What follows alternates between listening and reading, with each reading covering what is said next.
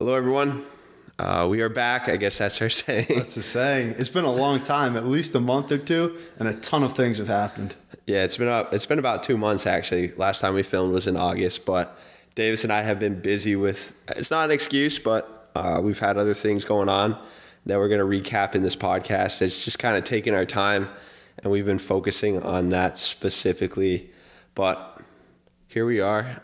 I guess the big topic for today's discussion is about 3 weeks ago, Davis and I both embarked in an ultramarathon up in New Hampshire. The goal for me personally was to try to do 100 miles, but I guess the concept of the race, so an ultramarathon is anything over the traditional 26.2 miles. So anything over that's classified as an ultra.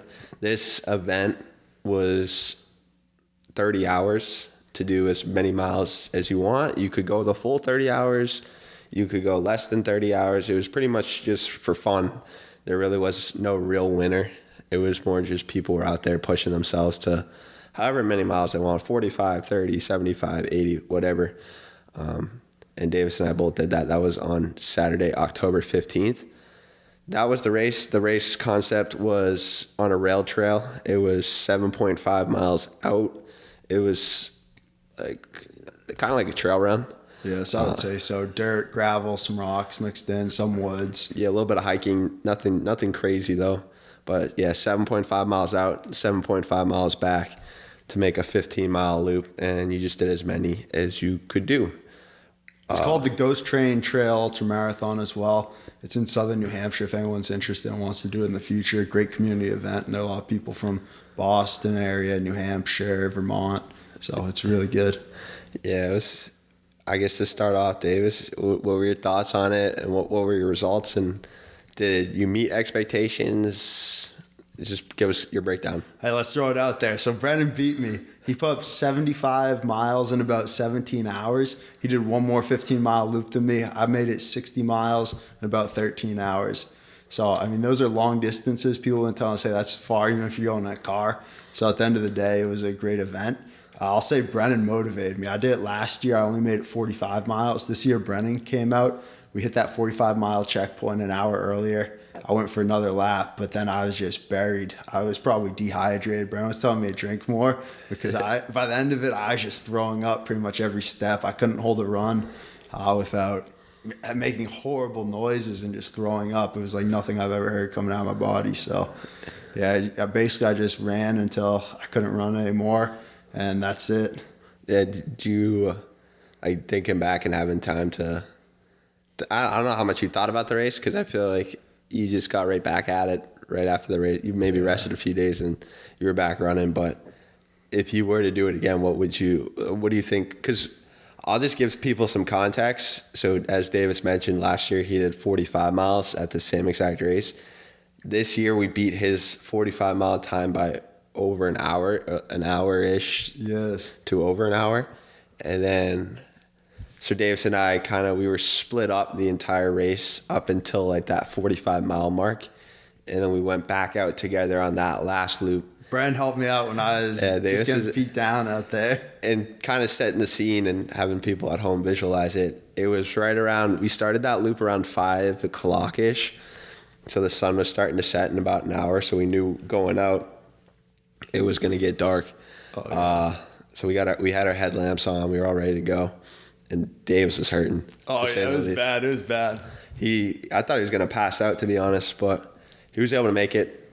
We were just doing walk, run, primarily just walking at that point, just trying to stay moving and gain as much ground as possible. But I personally think Davis didn't drink enough fluids. Probably That's not. Because Davis, the first lap, took off.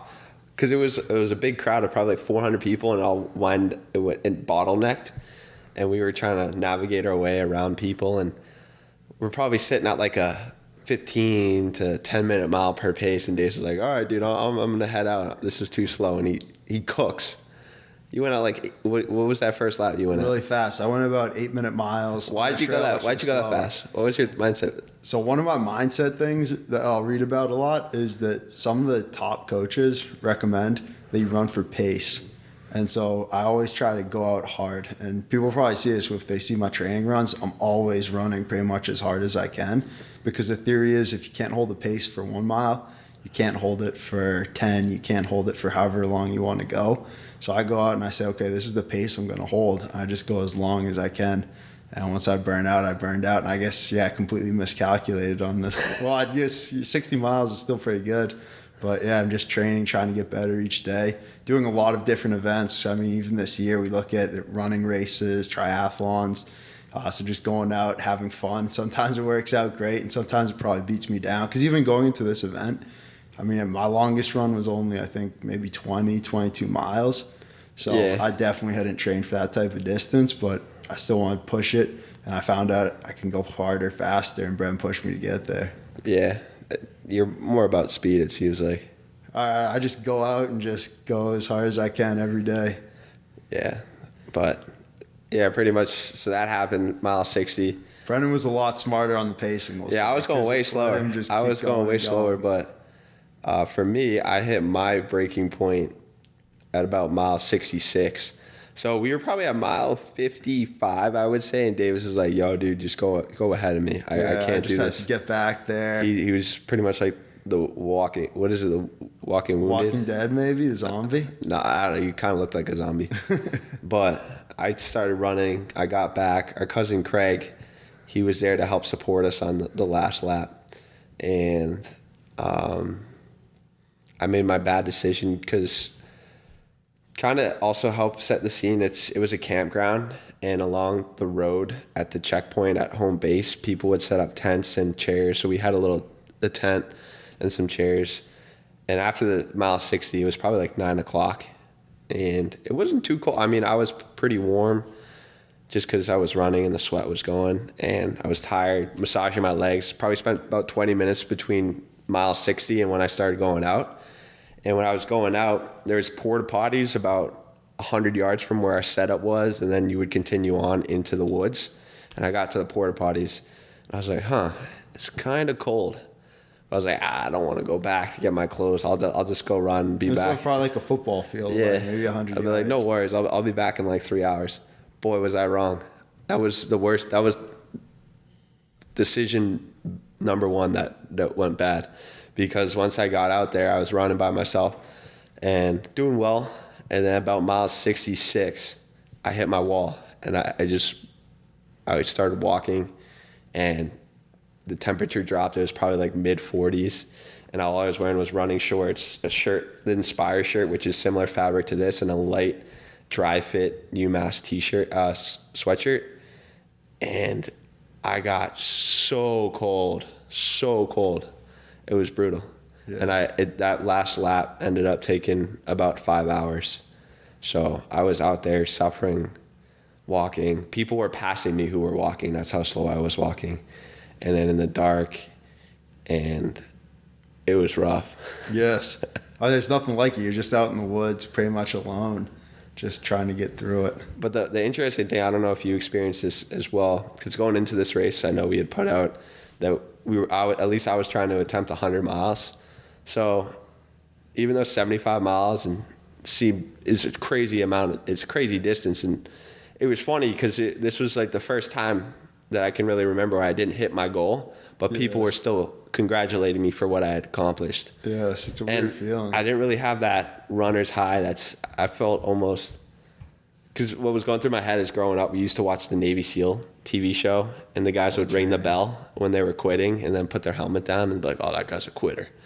I was like, damn, did I just ring the bell? And I don't know, it didn't feel like I accomplished anything. I'll be back to try to hit 100. Okay.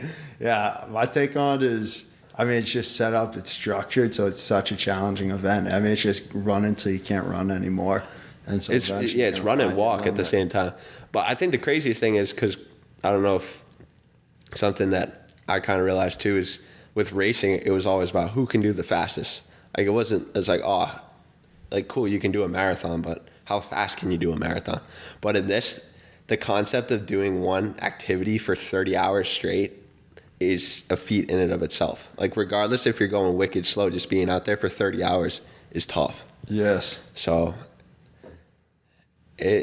it was pretty impressive seeing people just truck along, and it also showed me there's a strength in numbers, because when you're out there by yourself, your mind can play tricks on you, and it's a lot easier to kind of negotiate and talk yourself out of doing something. Yes. But if you have like an accountability person out there, it's easier to push. Yes. Yeah, I think at the end of the day, like events like this, they're just fun.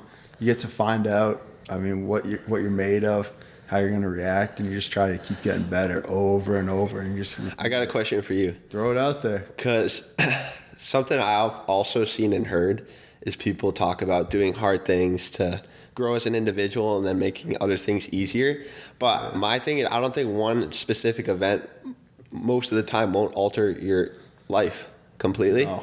Because I remember somebody telling me, oh yeah, man, now that you've done this, everything else for the next couple months is going to be so easy. But I mean, sometimes I still don't want to get out of bed and work out, or sometimes I don't want to get out of bed and go to work, or at work I don't want to make a phone call. But it's like, dude, you ran 75 miles, and I don't know. What are your thoughts on that? I think everyone just does different things, but one thing isn't necessarily easier than another. I mean, you could go out there, you could run a mile really, really hard and probably feel the same pain that we had. I mean, everything's just different, and you just go at it every day as best you can. But do you think working out and doing these hard events translates in bettering your everyday life in terms of your work life, for instance? I don't know if it necessarily translates to the work life. I'd say it's better because it gets you happier, it gets you up doing something, you can feel a sense of accomplishment. But I think at the end of the day, people just have different skills. Some people might be really good at working out, but then when it comes to their professional work, maybe they're just not at that same level. Or it could go the flip side. Someone could be really smart and gifted when it comes to their work professionally, and then not be very good at working out. But I think there's a place in it for everyone to balance out their lives. But I don't think you could be like, hey, because you can do this in one area of life, that you're necessarily going to be good at something else in life. Do you think there's got to be like crossing over in some things? Like if you're really consistent in your training, then it most likely might translate over to that. But I agree with you, where just because you're good at one domain doesn't necessarily mean it's going to make another domain easier. Yeah, it's all the specialization, I guess, because you look at people who excel in some areas. I guess the famous example is that, like, pro athletes, they're not always role models, and I think it comes in something like this. There's that old saying, you never want to meet your heroes because they'll surprise you. Yeah, dude, I got another great quote for you because you brought that up, is because they always say that don't meet your role models because you'll get disappointed. Yeah. But instead of taking and looking up to your role models as a whole, look at them for their behaviors. Yes. So then you pull out the behaviors that you have that idea coming in, saying that this person isn't a superhero, it's another human being, but specific things about that individual that's what inspires you. Mm-hmm. So then take those behaviors and kind of get rid of the ones that you don't like, and then you kind of bring that into your own life. I think. What are your thoughts on that? I think so. You can only take from certain areas, but yeah, you can't necessarily. Well, I've got that other one. I always say, be yourself, because everyone else is already. Yeah, that's a good one. Because I remember I would, especially in this ultra, I would be like, "Oh yeah, Goggins, let's go." And they used to be like, "Dude, cut it out, man. You're Brennan Clark." Yeah, that's a good point.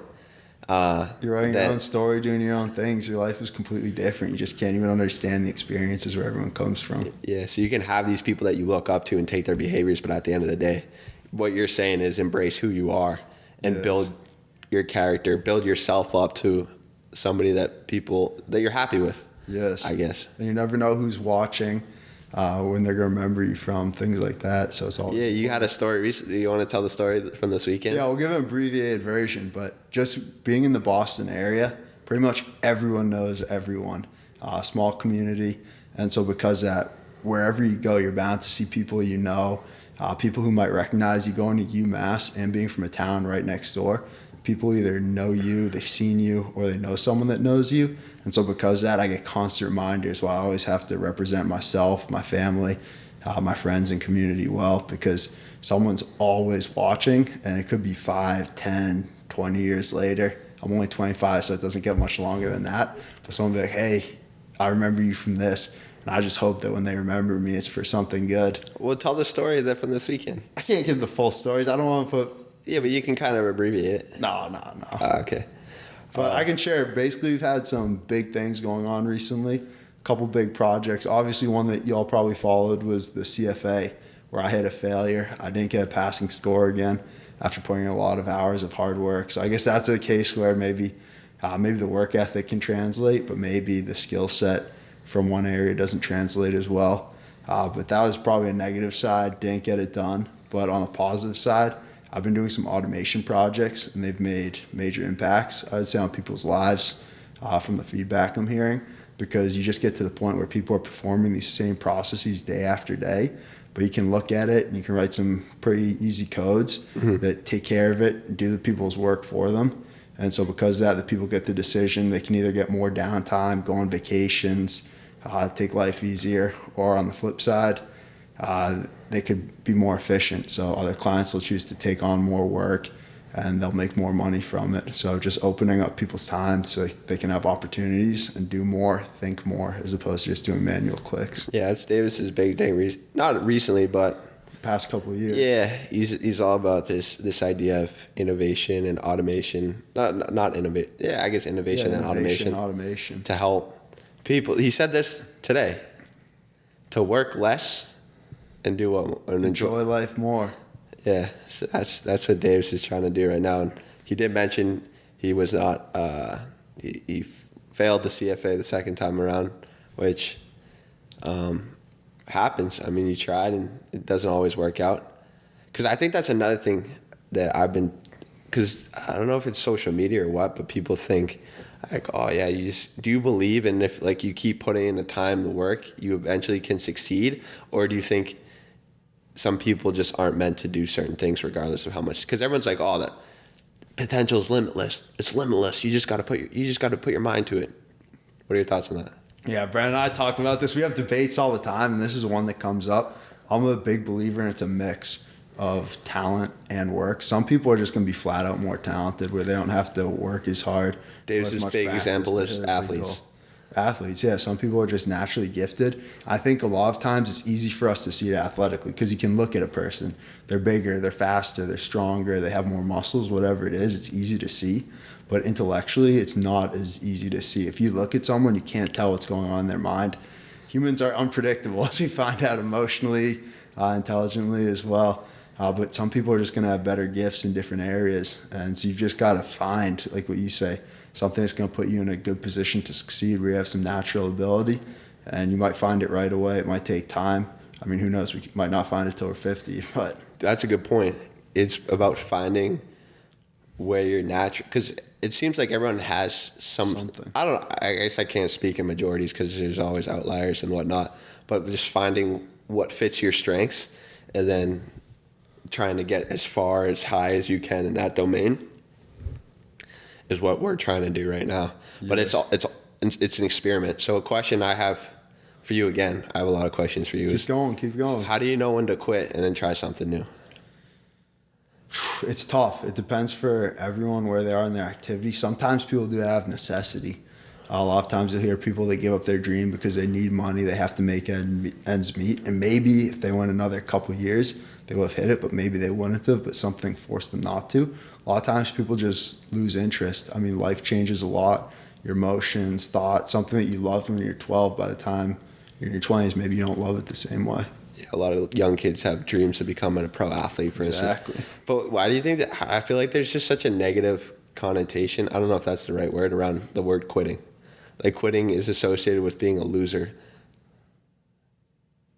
But I mean, sometimes maybe that's the necessary decision. Yeah. For instance, going back to the ultra, a lot of people, some people do it without any training and they just do it off the rip. But there's a lot of people where they build up to it. They do a 30-mile race, they do 50-mile race, then they do 75, and then they do 100. So, strategic. Is there strategic quitting at times? To like the famous saying in Call of Duty, like the battle is lost, but the war has just begun. I don't know. People talk a lot about perseverance and how you have to go back, but I think there's a lot of strategy just to life, and you have to really think through and plan. That's probably one of the biggest things, because people always ask me, do you have a 5-year plan, 10-year plan? I don't even know if I have a 5-day plan all the time where I'm going to be in 5 days, But there is something to be said for thinking ahead, deciding what you want to do, and whatever that commitment is, just doing it, I would say. And then kind of pivot from there based on what happens. Yeah. Because more likely than not, your journey's not going to be like this. It's going to be like, so kind of just, or you have exponential growth. Yes. One of my favorite concepts, I'll say, is the Black Swan event. Have you read it all? I remember learning about it in finance, but if you want to elaborate. Because it's this concept where there's going to be some crazy event that's going to happen. No one knows about it except for maybe one person who knows it's going to happen.